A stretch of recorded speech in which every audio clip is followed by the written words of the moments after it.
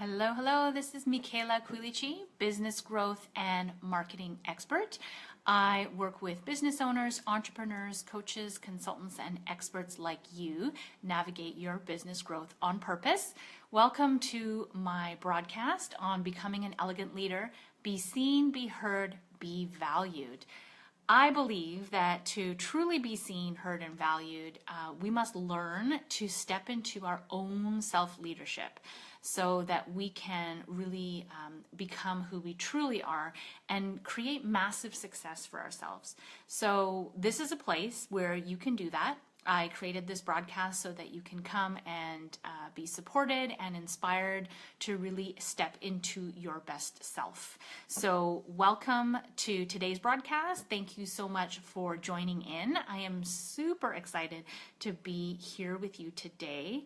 I'm going to be talking to you about some business insights or some insights that I got from a recent business retreat that I was part of. And so really it's about tips for up-leveling your business is really what I'm going to be talking to you about today. Hey, Kari, thanks for joining in today. Good to see you here. So as we go through the broadcast today, I totally appreciate any questions or comments. Just pop a note in the comment box below. And of course, appreciate any hearts and likes. If anything that I'm saying truly resonates with you, let me know. That would be totally appreciated. Good to know that that something is resonating with you. If you want me to expand on anything or if you have any direct questions, I would love to support you. So please let me know how I can do that. Okay, so let's kick off. So if you are a business owner or an entrepreneur, at some point in your journey, you have most likely felt and sensed a couple of key challenges or problems.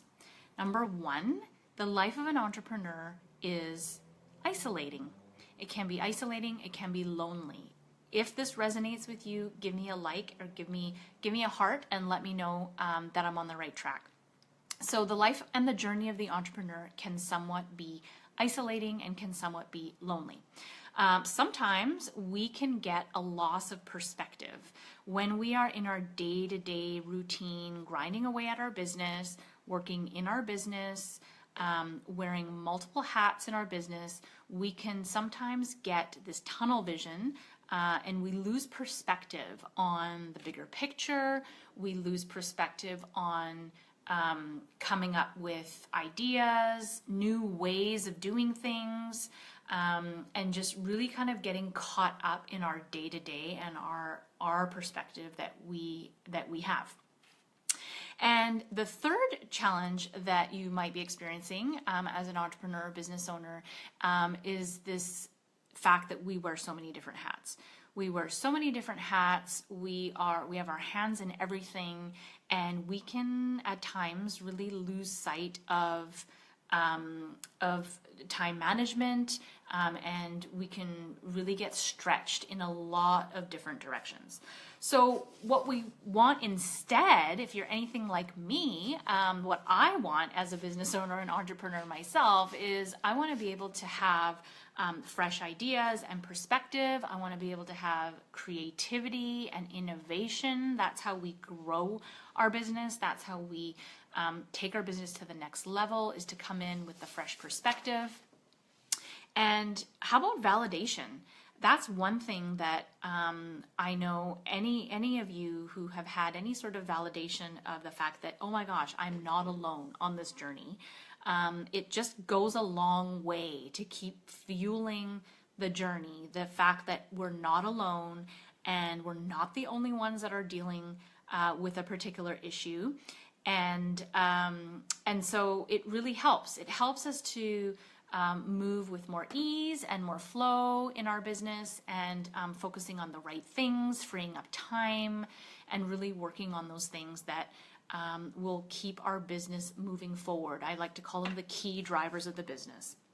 So those are some of the things we want, right? And so what I want to share with you today is some tips for how I feel we can move more into those core desires that I just mentioned, with having more ease and flow and more focus and having innovation and that creativity, fresh perspectives, and the validation that we're not alone. And that gives us then the confidence, and it empowers us to keep moving forward in our businesses. And so I think it was Jim Rohn who said that you are the average of the 5 people that you hang out with. And so I truly believe that your greatness and your ability to up-level your business and get to the next level of growth, whatever that looks like for you, is really impacted and is influenced by who you're hanging out with. If you want to be great, hang out with great people. And so all you need to really do is take a look at who you're hanging out with, who you're allowing to influence your choices, your decisions, who you're taking advice from. Take a look, take stock of who those 5 people are in your life, and really evaluate how that is impacting you and your business. Thanks, Kari. I love that saying. It's so true. It's really true that when we kind of take a look at what's going on around us, we can get the perspective that we need to really see, how we need to show up differently and how we need to do things differently. Sometimes we don't even realize we're being influenced by certain people. Sometimes the comments or the suggestions are well-meaning, but they're, not right for us right now, or they're not relevant for us right now, or simply the what I tend to sometimes notice is the negativity or the drama that can seep into our lives through sometimes the people who are most close to us, really has a negative influence on how we show up and who we are being. And so really just to take stock of who you're hanging out with, and be reflecting on how much of what people are doing and saying around you is really having an impact on you and your business. So that's tip number 1. Last week, I was fortunate enough to be on a retreat. And so I am, in addition to the work that I do with business growth and marketing for small business owners and entrepreneurs, I also am the executive managing director of a global organization called eWomen Network, and I run the Vancouver chapter, and it's one of the fastest growing chapters. We have an amazing community. And every year, we as eWomen Network, we have a platinum level, and we have a retreat that we go to usually in the US, the United States, typically on the West Coast. And so last week I was fortunate enough to attend the retreat, which I have done the last couple of years. And I was there with our founder, Sandra Yancey, and my fellow managing directors and some of my members from the Vancouver chapter. We were about 100 people in the room. And so it was an amazing opportunity to really step away from the business.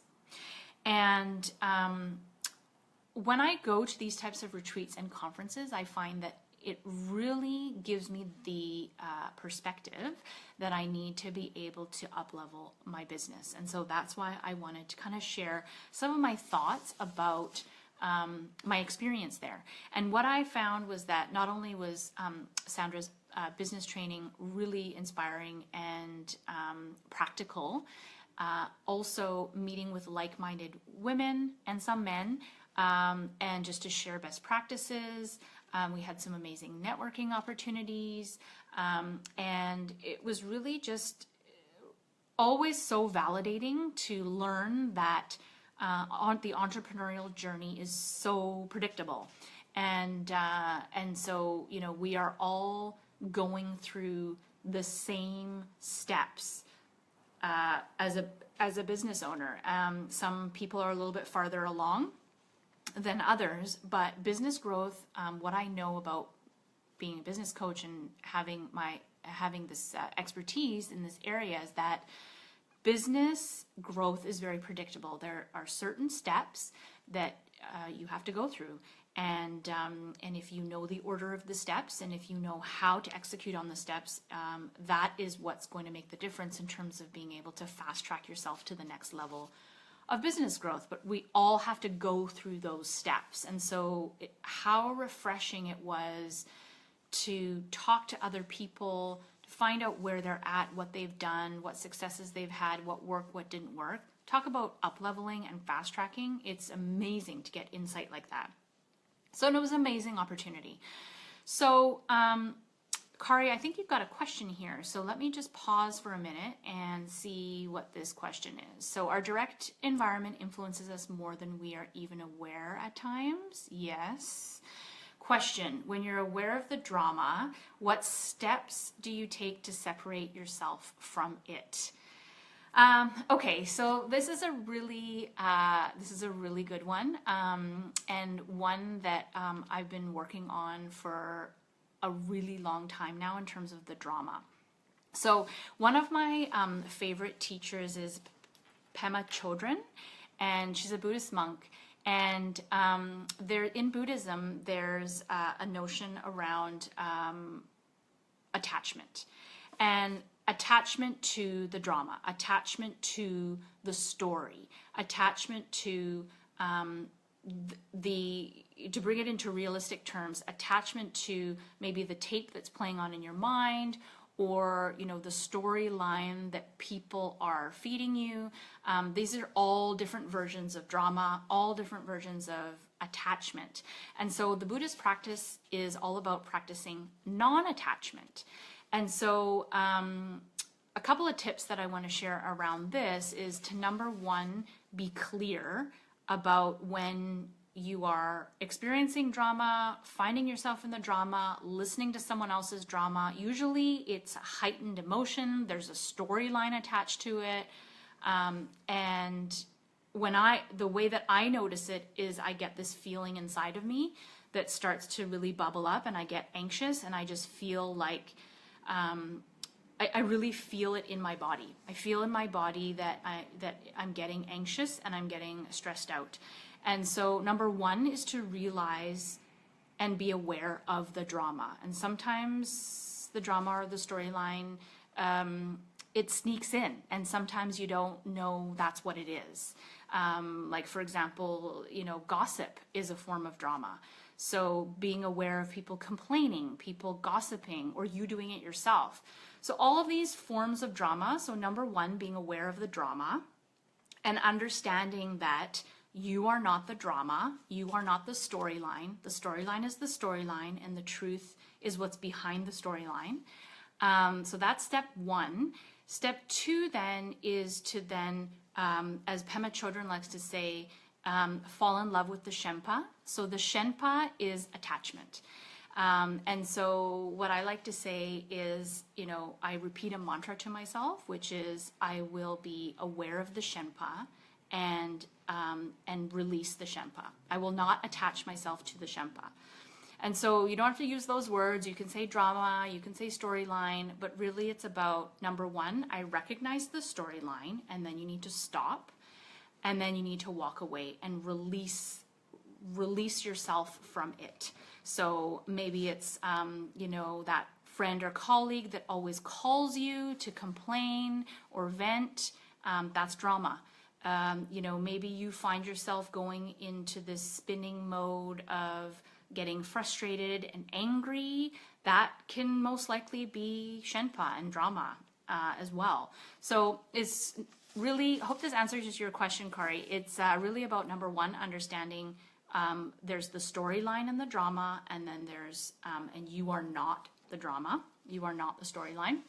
And then number two, stepping away, walking away, and mentally and emotionally releasing yourself from that attachment to the drama, and then you can walk away from that and and then you can either journal about it or, sit in quiet and reflect about it, and really ask yourself, like, what's really going on here? Because the problem is that when we are listening to the storyline and attaching ourselves to the Shenpa, it just starts to feed on itself. So really it's about stopping the feeding of the drama, however way you need to, and physically removing yourself is a really good way of doing that to get distance and perspective, so that you can allow yourself to process it and reflect back to really determine what's really going on, because there's three sides to every story, right? There's there's your side, there's the other person's side, and then there's the truth. So it's really understanding, taking a step back to really understand what's the truth of the matter versus what's the story. So I hope that helps. Pema Chodron, the practice of non-attachment to the Shenpa really helped me with that one. So hopefully that's helpful for you. Okay, so back to my story, which is about the retreat. So what I realized while I was there, and there was a lot of laser coaching going on, and there was a lot of people just being really real about what's going on with themselves and what's going on in their businesses. And I really, truly appreciate that about this community, eWomen Network, because it allows us to really get to the heart of what's going on. Because only, like I mentioned earlier, only once we really know the truth of what's happening can we parse away and really start to tease out, okay, so what's really going on, and then what do we need to do about it? So let's understand it for what it is, parse it out, and figure out next steps so that we're clear in terms of taking the right next steps and not just following the breadcrumbs of this drama or a story of the symptoms of what's going on, if that makes any sense. So I'm listening to one woman after the next stand up and share their breakthrough and share their aha and share their perspective. And what I noticed, and what I was kind of, as I was sitting back and reflecting on what was going on in the room, there's always a theme that seems to bubble up. One theme or a couple of different themes, and it's always similar stuff. And it's, like I said, we're all walking the same path of entrepreneurship. So it's no surprise, yet I'm always surprised to see these themes that keep popping up. And it's just fascinating to me. And all of these themes really have to do a lot more with personal development, personal growth, mindset, sabotage, blind spots, which is really has nothing to do with the nuts and bolts of strategy and business development tactics, but it has more to do with who we are being when we have that hat on of being the entrepreneur and the business owner. And I just find this study so fascinating, and that's truly one of the reasons why I bring in both of these pieces into my work with my clients. Is we do the inner game and the outer game of business, because your business will only grow to the level of your own personal development, self-esteem, self-love, self-worth. And so we're constantly having to up-level our growth to expand, to evolve our growth and our capabilities and our abilities and the vision that we have for ourselves and who we are being in business. And so this one theme just kept popping up, and that's the one I want to share with you today, which is this notion that it's okay for women to be strong, to be successful, to have it all together, to be put together, physically put together well, to have a rockin' business or a rockin' family. It's okay for her to be strong, and it's okay for her also to be vulnerable.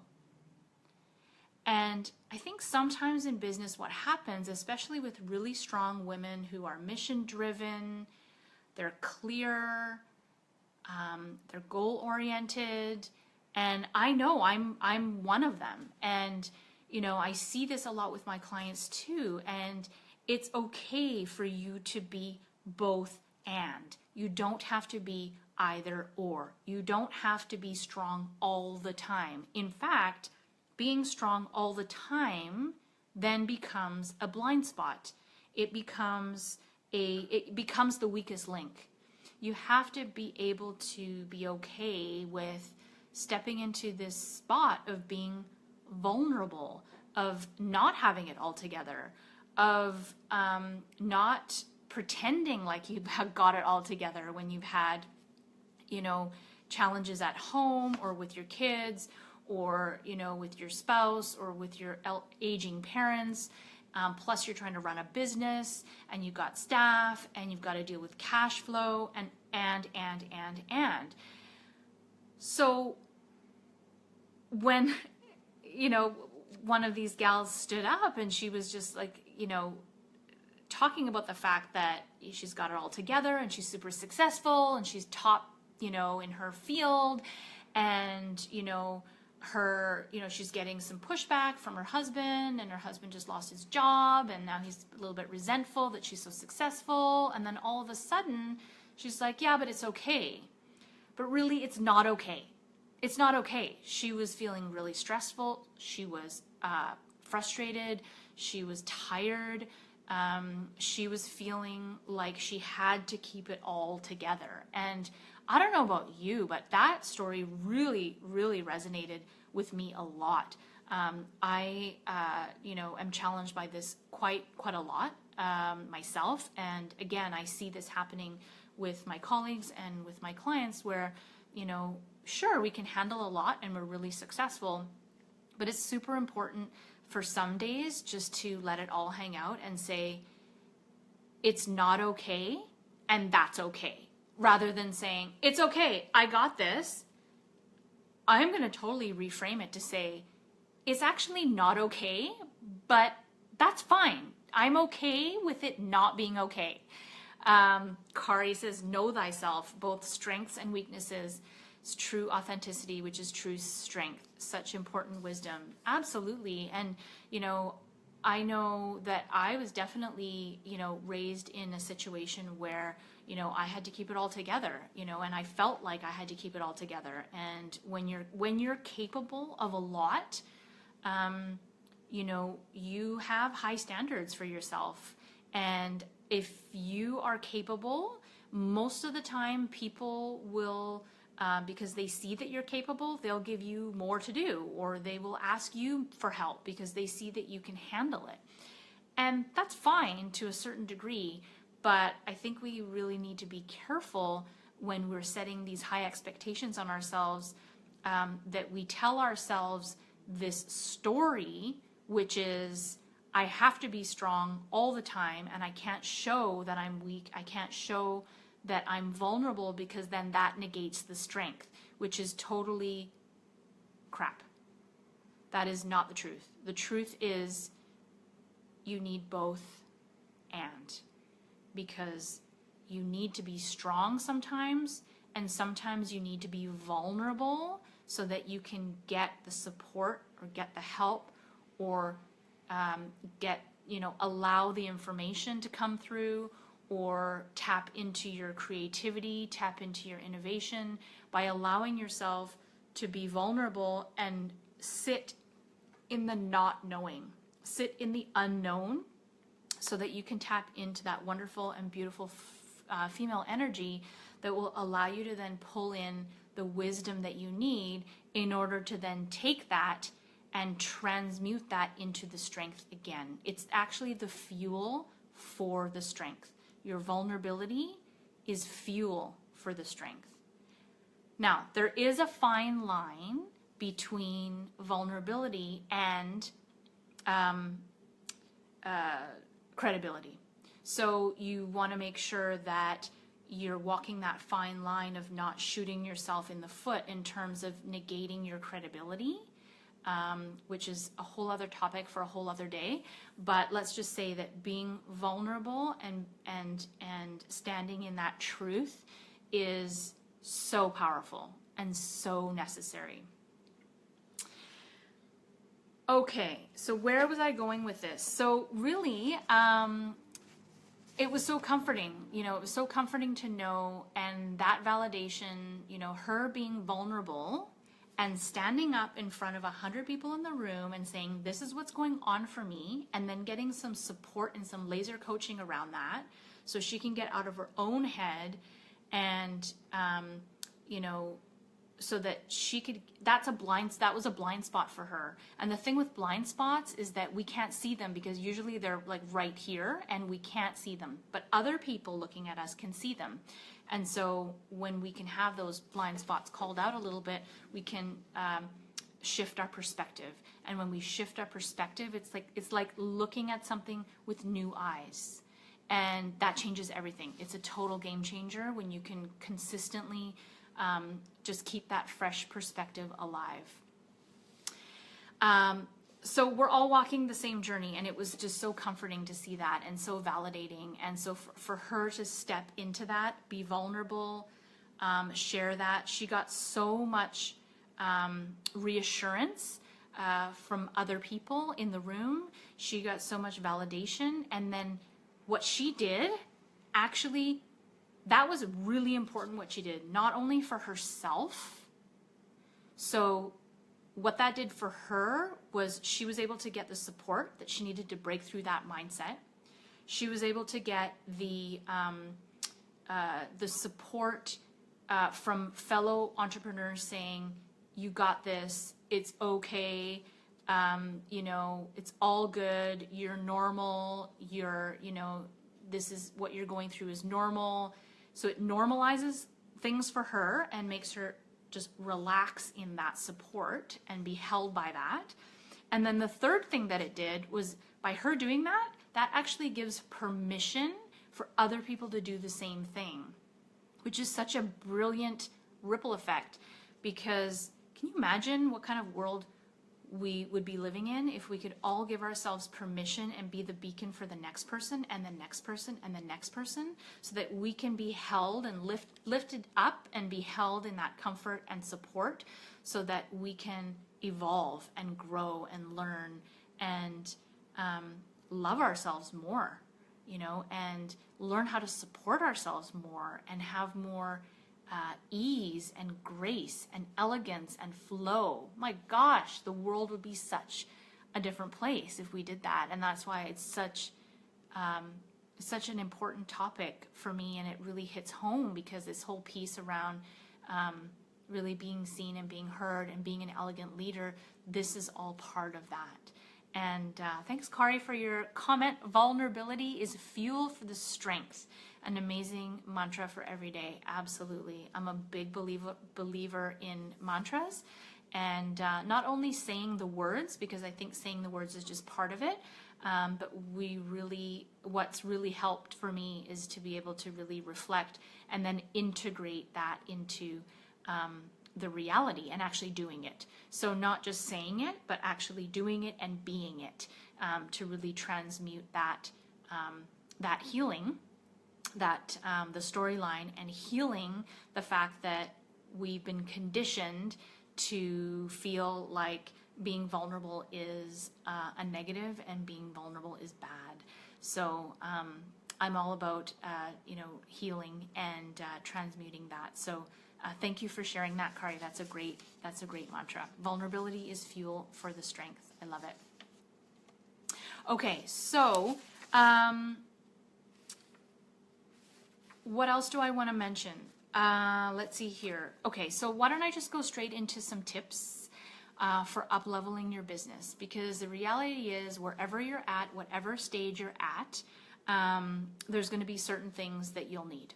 So whether you are needing more marketing and exposure, maybe you need more clients, maybe you need an increase in cash flow, maybe you're looking to leverage your time, maybe you're looking to, maybe you need to start gathering your your A team, your team of experts that will be able to take on different hats and roles in your business, whether they're contractors or employees. Whether it's the fact that you need to start to, systematize things and create processes to be more predictable with your results.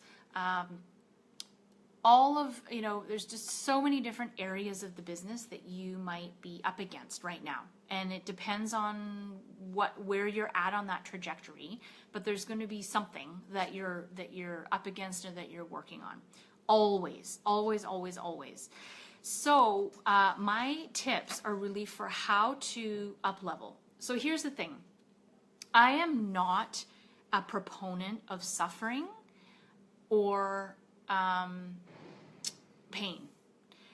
So I come from a history of, being capable, doing it all myself. I got this, and really struggling for a long time. And, wasting money, wasting time, and really driven by a lot of fear around, getting support and stepping outside of my comfort zone. And so what I have learned over the years on my road to building a 6-figure business for myself is that I need support, and I need it from the right people and the right resources. And it's all about fast tracking, because there's no need to reinvent the wheel, because it's been done before.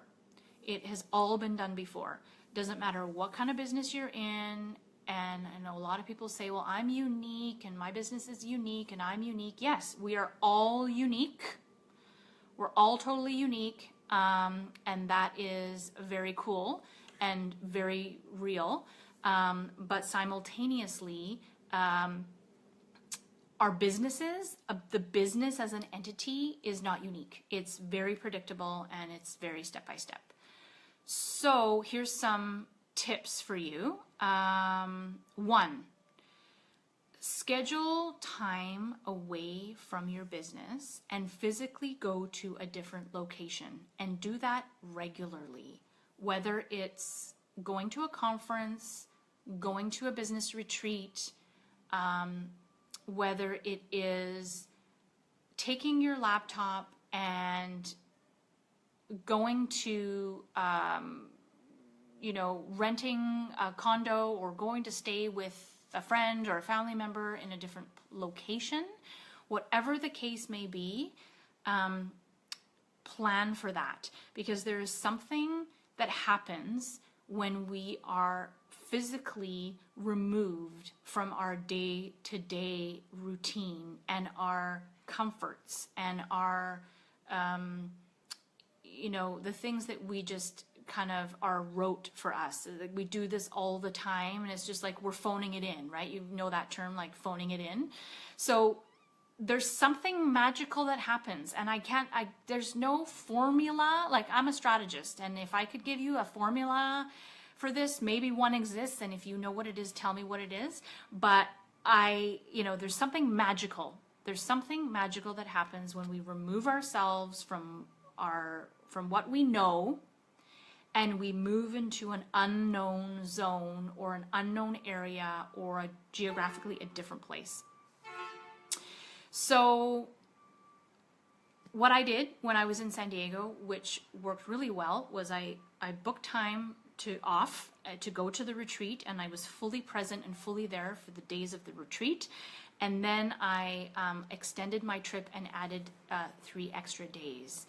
And I moved locations. I went to a different part of the city, and I planned for that. And the reason why I planned for that is because typically what happens at retreats, there's so much energy in the room. These retreats and conferences generate a lot of energy, and they generate a lot of ideas and a lot of conversations and a lot of stimulation. And so for me in particular, and this may resonate with you, I don't know, but let me know if it does, I'm a highly sensitive person, and I'm an empath, and I'm an introvert.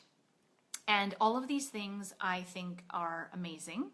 They play into my gifts. However, the the other side of that equation is that I need to support myself well, because if I don't support myself well, I get trashed after these types of events, and I come home and I'm just like, all I want to do is lay in Shavasana on the floor and just stay there for days. So those 3 extra days allowed me to integrate. They allowed me to integrate the learnings. They allowed me to reflect, to journal, to allow the inputs that I received that day to resonate with me. And this is that piece, this is that feminine energy piece, which is so important, because the retreat and the retreats and conferences, they're all about doing, right? We're doing, it's very a male energy. We're meeting people, we're networking, we're learning, we're taking notes. That's a very go, doing kind of energy. And so to balance that out and then to integrate the learning comes the female piece, which is the being and the allowing and the reflection and the integration of the information, and then to determine, okay, what resonated, and then to figure out what you're going to take from that and what you're going to leave, and then what you're going to do next, which is then the male piece coming back in to say, okay, now I'm going to create an action plan. Kari, you're laughing. No formula. No, the unknown allows for a powerful reset and shift in perception and doorway to learning more about yourself. That is such a valuable tip. Thanks so much, Kari. These are such great reflections. It's a reset. I couldn't have said it better myself. It's a total reset. So anyway, to make a long story short, that's what I did for those 3 days. It allowed me then to come back feeling full, but not overflowing. I'm grounded. I know what I'm going to do next, and I'm ready to then integrate that learning into the next thing. The challenge and the problem that I see with some entrepreneurs out there is, sometimes there's people out there who are buying all sorts of programs and going 3 conferences a year and all sorts of things, and it's just and it's hard, because then when do you actually take that information and when do you let it integrate? You're just going from one thing to the next thing to the next thing, and typically what I find happens is burnout, and it just doesn't work. It's just because you're not allowing yourself the time and the space that you need to really let those learnings seep into who you are and what you're doing next to really be able to up level. Okay, so that's tip 1. Schedule time away, preferably a different geographical location.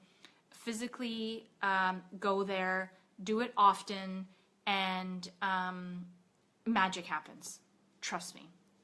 Tip number 2, find a tribe of like-minded people and meet with them on a regular basis. So this could mean some sort of a community group or an association. It could also mean a mastermind of a couple people or a handful of people. It could mean an accountability partner, or maybe it's just one person. I've got 2 masterminds that I'm a part of, each very different, but we have there is some sort of a structure to each of them, and there is an objective for each of these. I also have my own community.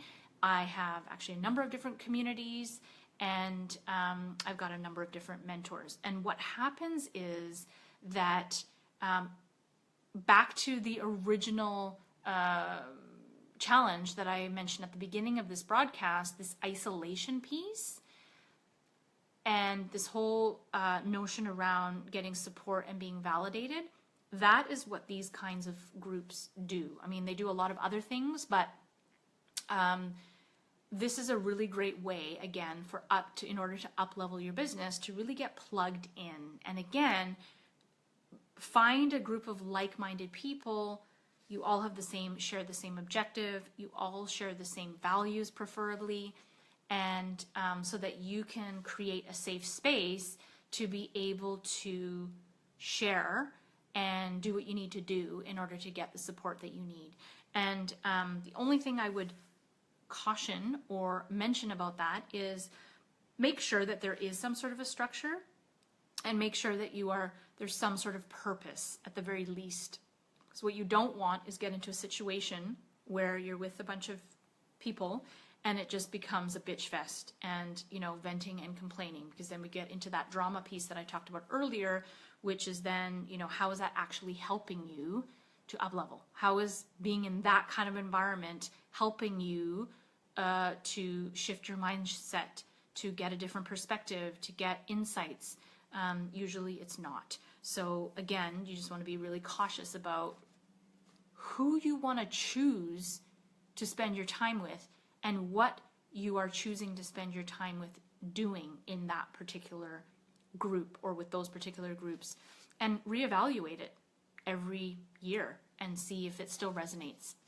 So that's tip 2, find a tribe, community, mastermind, accountability partner, maybe one of each of those things, and get yourself well supported. You don't have to do this alone, and in fact, it's a little bit crazy to do it alone, to be honest,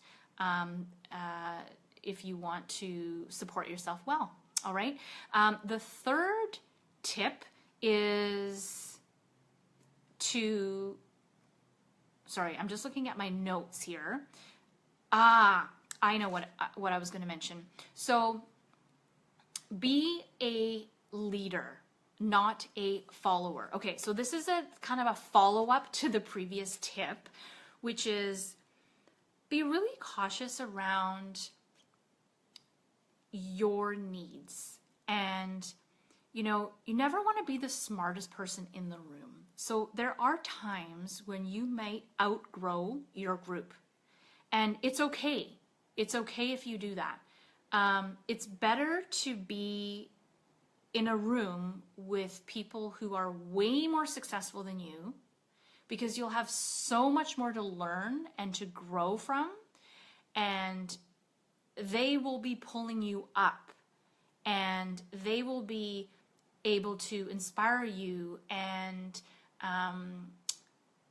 pave the way almost for you to step into the next level of success for yourself.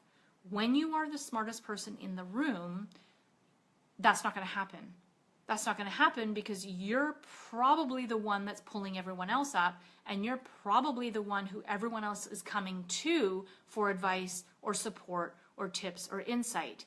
And although that might feel good from ego perspective, that's not really going to support you well if your goal is to move into a place where you're being supported too.